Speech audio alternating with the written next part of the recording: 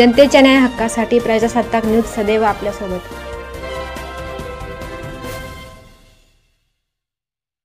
Doctor Sanjay Malpani यांचा 56वा वाढदिवस 56,000 वृक्षारोपणाचा शुभारंभ करून साजरा।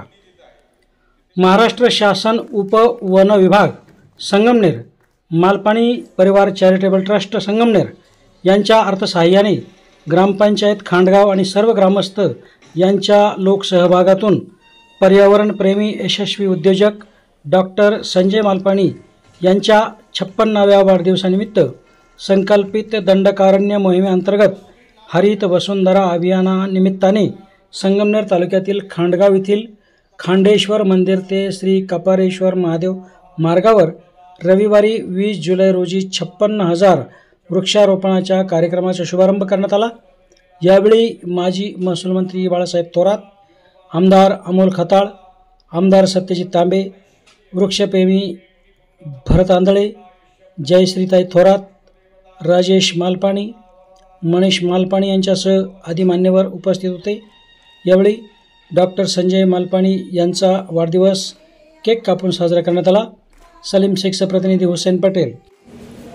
जसं गीता परिवारच्या बाबतीमध्ये संजीव भाऊंनी एक विषय हातात घेतला आणि तो विषय हातात घेतल्यानंतर तो तडीस नेण्यासाठी तो कोणत्या पातळीपर्यंत ते घेऊन जातात याचा उल्लेख आत्ताच खरं तर सुवर्ण काकींनी केलेला आहे। एखादा संकल्प केला तर त्याच्या पाठीमागे लागून तो पूर्ण होईपर्यंत कसं काम करायचं याचं एक मूर्तिमंत उदाहरण म्हणजे संजीव भाऊ आहे। संजीव भाऊ त्यांच्या मनात कधी शिक्षण क्षेत्राविषयी काही आलं किंवा योगामध्ये, आता सध्या त्यांचं योगामध्ये फोकस आहे, तर इतका फोकस आहे की योगा सोडून त्यांना आता सध्या काहीच दिसत नाही अशी परिस्थिती आहे। आणि म्हणून जिथं जिथं योगाचं संधी असेल किंवा योगा खेळणाऱ्या मुलांसाठी असेल किंवा त्या संस्थेसाठी असेल तिथे तिथे ते तातडीने स्वतःहून पुढाकार घेणार। आणि मला कदाचित या संगमनेरकरांना माहीत नसेल म्हणून सांगितलं पाहिजे, आता निश्चित आकडेवारी माझ्या समोर नाही आहेत, संजीव भाऊ सांगतील, परंतु देशामध्ये जे नॅशनल गेम्स होतात त्या नॅशनल गेम्समध्ये महाराष्ट्राला जे सुवर्ण पदक मिळाले त्यातले 70% सुवर्ण पदक हे एकट्या योगाचे मिळालेले आणि त्याचे अध्यक्ष संजीव भाऊ आहेत। आणि जे महाराष्ट्राला 70% पदक मिळाले असतील 13 का 14 मला वाटतं संजीव भाऊ आपल्याला सुवर्ण पदक या नॅशनल गेम्समध्ये मिळाले, त्यातले पण जवळजवळ 100%च मला वाटतं संगमनेरचे आहे। 24 पैकी 14 संगमनेरचे आहे। म्हणजे काय कमाल, योगा खेळणारा जर चांगला मुलगा किंवा मुलगी दिसली त्याला उचलून आणणार आणि तो रूम मध्ये घेऊन जाणार आणि त्याचं पूर्ण मग त्याला ट्रेनिंग, आणि ऍक्च्युली हीच पद्धत असते खऱ्या अर्थाने टॅलेंटला पुढे नेण्यासाठी त्याला राजाश्रयाची गरज असते आणि तो राजाश्रय देण्याचं काम खऱ्या अर्थाने संजीव भाऊ करतायत। म्हणून त्यांच्यासाठी विशेष माझ्या मनामध्ये एक स्थान आहे। शिक्षण क्षेत्राच्या बाबतीतही त्यांचं कधी मनात आलं ते फोन करतात, इथं चुकतंय सत्यजित, असं केलं पाहिजे, तसं केलं पाहिजे, आणि जे जे करणं आम्हाला शक्य आहे ते आम्ही करण्याचा प्रयत्न करत असतो। हा सुद्धा जो कार्यक्रम आता इथं स्तुत्य आज त्यांच्या 56व्या वाढदिवसाच्या निमित्ताने, खरं तर 56 म्हणजे फक्त वय आहे, age is just a number, त्याच्या काय 56 सारखं तुमचं कुठलंही व्यक्तिमत्व नाहीये, तुम्ही अजूनही 40शीतच आहात असं वाटतं। त्यामुळे हे तुम्ही खरं तर 56,000 झाडं लावून तुम्ही जाहीर करून टाकलं की मी 56चा आहे, नाही तर कळालंच नसतं कोणाला की तुम्ही कितीचे आहे। खरोखरीच आज अत्यंत आनंदाचा असा क्षण आहे की आज संजीव भाऊ आज 56 वर्षाचे आणि त्याच्या निमित्ताने 56,000 झाडांची आपण आजपासून शुभारंभ केला आहे। खरं म्हणजे हा जो परिसर आहे तो खांडेश्वर ते कपारेश्वर असा आपल्याला तिकडे डेन्स फॉरेस्ट करायचं, म्हणजे त्याला आपण रेन फॉरेस्ट जरी म्हटलं तरी वावगं ठरणार नाही, तर तेवढ्या पट्ट्यामध्ये आपण आतापर्यंत 15,000 झाडं लावून झाली आहेत। आणि वन ट्रीचा जो पुढचा टप्पा आहे त्या ठिकाणी आपण राहिलेली झाडं, त्याचं काम आता पाऊस थांबल्यामुळे थोडंसं काम थांबलं आहे, परंतु त्याच्यानंतर जेव्हा पुन्हा आता जुलैमधला शेवटचा पाऊस चालू होईल तेव्हा पुन्हा एकदा त्या ठिकाणी राहिलेली झाडं लावण्याचा उपक्रम सुरू करण्यात येईल। मित्रांनो, संजीवनबद्दल बोलायचं ठरलं तर ते आजकाल गीतेविषयी खूप त्यांचं मोठं ज्ञान आहे. परंतु भगवंताने जसं गीतेमध्ये सांगितलं आहे की ज्ञानयोग, कर्मयोग, भक्तियोग आणि ध्यानयोग असे 4 प्रकारचे योग श्रीकृष्णाने सांगितले आहेत. आणि ह्या 4ही योगांवरती संजीवभाऊंचं मोठं त्यांचा अभ्यास आहे. आणि आज असा हा 4ही योगांचा अभ्यास करणारा आमच्या कुटुंबातला हा श्रीमंत योगी आहे असं म्हटलं तरी वापर होणार. श्रीमंत म्हणजे लक्ष्मी कृपा तर आहेच, त्याबद्दल कोणाचंही दुमत नाही. परंतु सरस्वती, साक्षात सरस्वती आणि लक्ष्मी ह्या दोन्ही त्याच्याकडे आहे. आणि मनाला देखील श्रीमंती फक्त पैशाने असून चालत नाही. माणसं मनाची श्रीमंत असतात तेव्हा ती मोठी होतात. आणि मनाची देखील खूप मोठी श्रीमंती आज संजीवभाऊंकडे आहे. एवढं चांगलं काम करता येतं म्हणजे हा खरोखर आजच्या काळात समाजापुढे असणारा एक मोठा आदर्श आहे.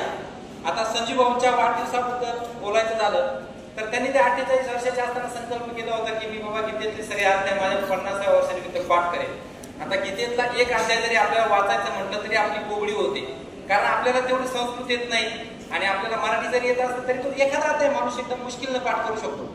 तर ह्या माणसाने बोलता चालता अख्खे अध्याय पाठ केलेच केले आणि तेवढ्यावर थांबला नाही. एखादा असता म्हणतो बस झालं ना पाठ, जाहिरात झाली ना बस झालं, पण ते तेवढ्यावर थांबले नाही.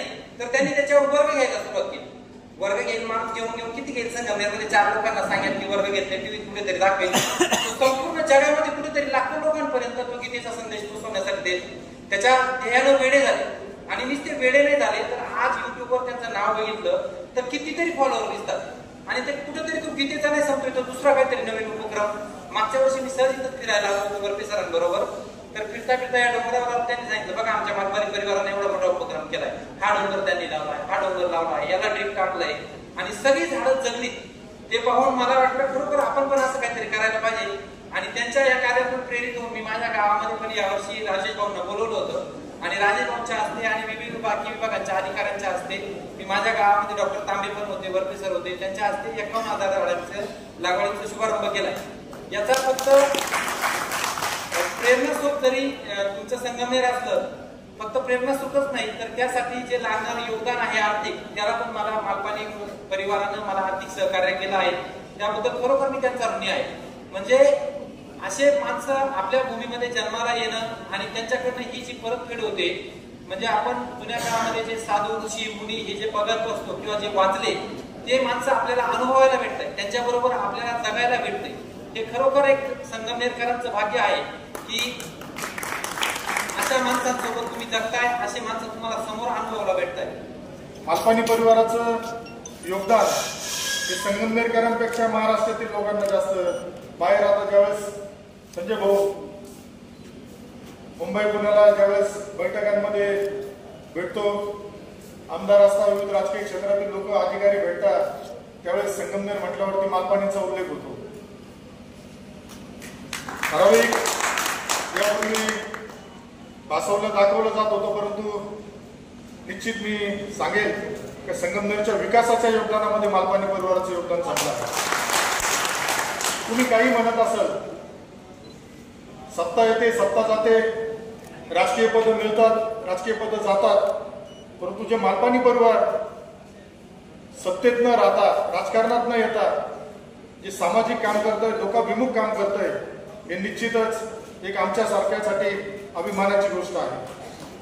किती उदाहरणं देता येतील. आंधळे साहेबांनी सांगितलं आता, लक्ष्मीचा आशीर्वाद आहेच, सरस्वतीचा आहेच. मध्ये शिंदे साहेबांचा मला वाटतं परभणीला कार्यक्रम झाला होता. त्या कार्यक्रमामध्ये मालपाणीचा गीता परिवाराच्या माध्यमातून कार्यक्रम झाला होता. पण लहानांपासून तर ज्येष्ठांपर्यंत मालपाणी परिवाराचं प्रत्येक ठिकाणी योगदान चांगलं आहे. वृक्षारोपणाच्या माध्यमातून तुम्ही अतिशय चांगला उपक्रम मागील काही वर्षापासून हातात घेतला आहे. मालपाणी परिवाराने खरंच प्रत्येक गोष्टीमध्ये काळाची पावलं ओळखून जे काम करतात, शिक्षण असेल, शिक्षण क्षेत्रात असेल, आज संगमनेर सारख्या महाविद्यालयामध्ये सुद्धा भाऊंच्या माध्यमातून नवीन नवीन प्रयोग झाले, नवीन नवीन उपक्रम झाले आणि त्याचा फायदा या संगमनेर तालुक्यातील ग्रामीण विद्यार्थ्यांना झाला. बऱ्याच वेळेस त्यांचे युट्यूबवर फेसबुकवर बघत असतो. आत्ताच एक बोलवे नावाचा मिर्जापूरचा विद्यार्थी आहे, त्याला उच्च शिक्षणासाठी निवड झाली, परंतु आर्थिक परिस्थिती नव्हती, विजा मिळण्यासाठी अडचणी होत्या. संजय भाऊंना भेटला, संगमनेर कॉलेजचाच विद्यार्थी, परंतु आज भरपूर शिक्षण संस्था आहेत. प्रत्येक शिक्षण संस्थेमध्ये पास झाला विद्यार्थी म्हणजे गेला, त्याचं पुन्हा बघितलं जात नाही. परंतु भाऊंनी त्या विद्यार्थ्याला, मला सांगायला आपल्याला आनंद वाटेल का 50 लाख रुपयाची गरज होती त्याच्या बँक खात्यावरती, तरच त्याला विजा मिळणार होता. हे मालपाणी परिवाराच्या संजीव भाऊ मालपाणींनी करून दाखवलं. आणि आज त्या मुलाला परदेशामध्ये अतिशय उच्च लंडन स्कूल ऑफ इकॉनॉमिक्स ना, तिथं त्याची निवड झाली आहे. संजय भाऊंचा वाढदिवस खऱ्या अर्थानं आता ठीक आहे, तुम्ही इथे कपालेश्वरच्या खालच्या हॉलमध्ये घेतला, तो खरं माथ्यावरच पाहिजे होता झाडांमध्ये आणि झाडाच्या सावलीमध्ये. कारण असं आहे की जो मनानं निर्मळ असतो, ज्याला अध्यात्म समजतं, ज्याला जीवन समजतं, तो जास्त निसर्गाच्या आपोआप जवळ जात असतो. आणि तसं व्यक्तिमत्व संजय भाऊंचं आहे. त्यांनी अत्यंत सुंदर पद्धतीने सांगितलं की जगामध्ये सुद्धा गीतांचं ज्ञान पोहोचवण्याचं काम आणि विशेषतः लहान मुलांपर्यंत पोहोचवण्याचं काम हे ते कशा पद्धतीनं करतायत. आपल्या सर्वांना अभिमान वाटला पाहिजे त्यांच्या त्या कामाचा की आपलं एक व्यक्तिमत्व असं आहे जे संगमनेरचं सुपुत्र आहे, भूमिपुत्र आहे आणि जगामध्ये आपलं नाव चालतंय. लोक उत्सुकतेने ऐकतात. आता सांगतो 13 लाख तर ऑनलाईन ऐकतात. असं करा, 13 लाख लोक ऑनलाईन ऐकतात. आणि आपण जर पाहिलं तर शेवटी ज्ञानेश्वरांनी गीताच प्राकृत भाषेमध्ये आणली, ज्ञानेश्वरीतून आणली. पसायदानामध्ये सगळा सार आला असं मला वाटतं. माझा अभ्यास फार नाही अध्यात्माचा, पण पसायदानामध्ये सगळा सार आला त्या तत्वज्ञानाचा. त्याच्यात ते मानवतेचं तत्वज्ञान आहे. म्हणून ते काही कोणत्या एका धर्माशी असण्यापेक्षा ते मानवते करतात. कोणी असो, कोणत्या धर्मापंथाचा असेल, कोणत्या असेल, तरी जो माणूस आहे त्याला पसायदान लागू होतं, त्याला ज्ञानेश्वरी लागू होती, त्याला गीता लागू होत असते. कारण ते जीवनाचं तत्वज्ञान आहे. खरं जे बरेचसे धर्मग्रंथ गुहेत लिहिले गेले, जंगलामध्ये लिहिले गेले, गीता हा आपला असं तत्वज्ञान सांगणार आहे का जो युद्धाच्या मैदानामध्ये लिहिले गेले. आणि युद्धाच्या मैदानात सगळे प्रश्न असतात जे जीवनामध्ये आपल्या सगळ्यांना येत असतात, त्याचं उत्तर तिथे सापडतं. आणि आज संजय भाऊ ज्या पद्धतीने ते पोहोचवत आहेत सर्वसामान्य, दुबईमध्ये सुद्धा आपण किलो 1500 वैशिष्ट्य आहे. म्हणजे आता दुबईमध्ये 1500 आपण बरेच जाऊन पोहोचलो तिथं. आता ते सगळे बरेचसे त्यांची लोक तिथे आहेत आणि ते उत्सुकता असते, सगळ्यांना ऐकण्याची उत्सुकता असते. त्या दृष्टीने एकत्र आणले आणि जगामधले लोक ज्यावेळेस अशा पद्धतीनं आपण एका दिशा व्यवस्थित त्याला जीवनाची दिशा सांगतो, हे संजय भाऊ काम करतायत. म्हणजे आता 56,000 झाडं लावण्याचा कार्यक्रम घेतला आंधळे साहेब इथे. म्हणजे ते अधिकारी पण आवड झाडाची. आणि विशेष त्यांनी खानगावला सुद्धा तुम्ही गेले केला कार्यक्रम. खानगाव पाटील तुमचं गाव आहे, तिथं त्यांनी तिथं झाडं लावण्याचा कार्यक्रम केला. आता वणीला झाडं लावण्याचा कार्यक्रम करतायत. शेवटी असं आहे की वृक्ष प्रेम हे फार महत्वाचं आहे. आता पहा, हे झाडं आहे ते सगळं बदलून गेलेलं आपल्या सगळ्यांना दिसतंय. आणि हे इथं खूप मोठं योगदान मालपाणी परिवाराचं आहे या सगळ्या वृक्षरोपणामध्ये. आणि खऱ्या अर्थानं आनंद देणारी जागा, तपश्चर्या करता इतकी शांत जागा असली पाहिजे. मेडिटेशन गदारोळातलं मेडिटेशन आपल्या सगळं आपण करत असतो, परंतु एक शांत जागा त्या निमित्तानं निर्माण केली. माझं वर जाणं बसणं उन्हाच्या वेळेस नाही, पण सकाळी लवकर गेलं किंवा संध्याकाळी जर गेलं तर खरंच मेडिटेशनची सुंदर जागा ही वर झालेली आहे. त्यामध्ये मालपाणी परिवाराचा मोठा सहभाग हा राहिलेला आहे. संजय भाऊंचा वाढदिवस आपण इथे करतोय. पुढच्या काळामध्ये संजय भाऊ हे तशा अर्थानं बॅलन्स व्यक्तिमत्व आहे. म्हणजे असं एकंगी नाहीये असं माझं मत आहे. त्यांना तत्वज्ञानामध्ये आणि विचारामध्ये सुद्धा कसा समतोल असला पाहिजे याचा विचार करण्यात. ज्यावेळेस चर्चा करतो आम्ही त्यावेळेस माझ्या लक्षात हे असं नाही. सगळे संवेदनशीलता म्हणजे काय, म्हणजे म्हणजे त्याचा जे काही आपण करतो त्याचे काय परिणाम हे समजणं याचा अर्थ संवेदनशीलता आहे. बारकाव्याने करणाऱ्या कृतीचं सुद्धा संवेदन ज्यावेळेस संवेदनशीलता जी असते ती अंतःकरणापर्यंत लगेच पोहोचते. ते व्यक्तिमत्व खऱ्या अर्थानं आज मार्गदर्शक म्हणून सगळ्या जगामध्ये जातं याचा आनंद आपल्या सगळ्यांना आहे. आणि ही सेवा खूप मोठ्या प्रमाणात तुमच्याकडून व्हावी आणि त्याच्यातून आमचा सुद्धा अभिमान वाढावा आणि मानवतेला खरा संदेश देण्याचं काम आपण जे करता ते करत राहावं याकरता खूप शुभेच्छा आमच्या सर्वांच्या वतीनं तुम्हाला आम्ही देतो आहोत. आणि करणं आणि ऐकणं हे फार संकोचाचं होऊन जातं. याचं कारण असतं म्हणजे लोक स्तुती करत राहतात आणि त्या स्तुतीनं आपला अहंकार वाढण्याची शक्यता असते आणि अशा अहंकारात माणसं वाहून जातात आणि त्यामुळे हे असले कार्यक्रम खरं तर मी टाळत असतो. पण मनीषचा आग्रह आणि मनीषच्या त्या 56,000 झाडांचा संकल्प गेली 4-5 वर्ष ज्या पद्धतीनं वृक्षारोपणाचं काम मनीष अतिशय बारकाईनं लक्ष देऊन करतोय त्याच्या त्या उपक्रमामध्ये आपण काहीतरी खालीचा वाटा केला पाहिजे. त्या निमित्तानं लोक येतील, पाहतील, 4 झाडं लावून जातील आणि त्या वृक्षारोपणाची प्रेरणा घेऊन जातील. आंधळे साहेब त्यातलं एक असं व्यक्तित्व आहे.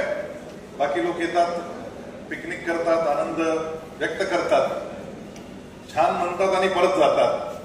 आंधळे साहेबांनी नुसतं छान नाही म्हटलं, त्यांच्या गावी त्यांनी 50,000 झाडं लगेच लावून टाकली. वाढदिवसाच्या दिवशी काही संकल्प करायचे असतात आणि या पुढच्या वर्षभरात काय काम करायचं तर म्हणजे ते तुमच्या सगळ्यांच्या सहकार्याशिवाय, शुभेच्छांशिवाय, स्नेहाशिवाय पूर्ण होऊ शकत नाही. गीता परिवाराची स्थापना होऊन 40 वर्ष पुढच्या वर्षी म्हणजे या दिवाळीला पूर्ण होणार आहे आणि हे 40वे वर्ष जे आहे त्या 40व्या वर्षात नेमकं काय काय करायचं या संदर्भातलं चिंतन ज्यावेळेस झालं त्यावेळेस असा संकल्प केला गेला 40 लाख मुलांपर्यंत प्रत्यक्ष पोहोचण्याचा संकल्प आहे. 40 लाख मुलांपर्यंत पोहोचायचं. या 40 लाख मुलांपर्यंत पोहोचण्यासाठी 40,000 कार्यकर्ते तयार झाले पाहिजे आणि लर्न गीताच्या माध्यमातून 4 लाख नवीन साधक, आता 13 लाख लोक आहेत आणि या एका वर्षात ते 17 लाख करायचं. तर त्यामुळे नवीन 4 लाख साधक गीता संथा कक्षेमध्ये सहभागी होतील. 183 देशांमधून हे साधक आहेत आणि त्यांना या मुलांपर्यंत पोहोचण्यात मदत करण्यासाठी 40,000 कार्यकर्त्यांचं ट्रेनिंग हे सुरू झालेलं आहे आणि ते पूर्ण करण्याचं काम या वर्षभरात करायचं आहे. वेगवेगळ्या प्रकारचे 4,000 उपक्रम मुलांसाठी या वर्षभरामध्ये होणार आहेत. 400 जिल्ह्यांमधून हे काम होणं अपेक्षित आहे. 40 देशांमध्ये गीता परिवाराच्या शाखा स्थापित केल्या जातील. वेगवेगळ्या 40 देशांमध्ये हे काम ऑफिशियली सुरू होईल. साधक आहेत 183 देशातले, पण तिथे गीता परिवार नाही आहे. तिथे दुसऱ्या देशातून कोणीतरी काम करताय तर प्रत्यक्ष त्या देशातल्या लोकांनी काम करावं या पद्धतीनं आता दुबईमध्ये गीता मैत्री मिलनाचा कार्यक्रम झाला. त्या कार्यक्रमाला जवळजवळ 1500 लोक भगवद्गीता म्हणणारे दुबईमध्ये एकत्र झाले होते. मी अतिथीसाठी मुलगा पाहायला अमेरिकेला गेलो होतो, शिकागोला गेलो आणि मी जातोच म्हटलं तर तिथल्या लोकांना भेटू म्हणून त्यांना निरोप पाठवले. शिकागो सारख्या शहरामध्ये 200-250 लोक एका निरोपावर एका मंदिरात गोळा झाले आणि तिथे गीता मैत्री मिलन झालं. अजून एका शहरात आम्ही गेलो. त्या शहरामध्ये सुद्धा म्हणजे काय नाव होतं, शार्लेट. हे शार्लेट नाव मी पहिल्यांदा ऐकलं होतं खरं अमेरिकेतलं शार्लेट. पण मुलगा तिथे राहणार म्हणून आम्ही तो पाहायला तिथे गेलो. तर तिथे किती लोक आहेत म्हणून सहज चौकशी केली आणि त्या सगळ्या लोकांना निरोप पाठवायची व्यवस्था केली. तर तिथे 150 लोक गोळा झाले. इतक्या मोठ्या प्रमाणावर तुम्ही कुठेही जा, जपानमध्ये जा, जर्मनीत जा, फ्रान्समध्ये जा, प्रत्येक देशामध्ये अशा पद्धतीचे लोक 183 देशांमधून गीता साधक तयार झालेले आहेत. अशा 40 देशांमध्ये गीता परिवाराच्या शाखा स्थापित व्हाव्यात अशा पद्धतीचं नियोजन केलेलं आहे. 4 ठिकाणी भारतभरात साधारणपणे 20,000 ते 25,000 विद्यार्थ्यांपेक्षा जास्त विद्यार्थ्यांचं एकत्रीकरण असं होईल. त्यातला एक कार्यक्रम आपण संगमनेरात पण घेणार आहोत आणि 40,000 मुलांचा कार्यक्रम 20 डिसेंबरला गीता जयंतीला पुढच्या वर्षी हा कोट्यामध्ये राजस्थानमध्ये होणार आहे असा संकल्प केलाय. पाहूया त्यातले काय किती किती पूर्ण होतात. पण आपली सगळ्यांची साथ असेल तर ते सगळे निश्चित पूर्ण होतील. आपण सर्वजण मालपाणी परिवारावर प्रेम करता, माझ्यावर प्रेम करता आणि बोलवलं की येतात. रविवार असूनही इतका वेळ आपण थांबला आहात. आपल्या सगळ्यांचं मनपूर्वक धन्यवाद देतो. आपल्या सगळ्यांना आपल्या स्नेहात, आपल्या ऋणात कायम राहू इच्छितो. प्रणाम करतो.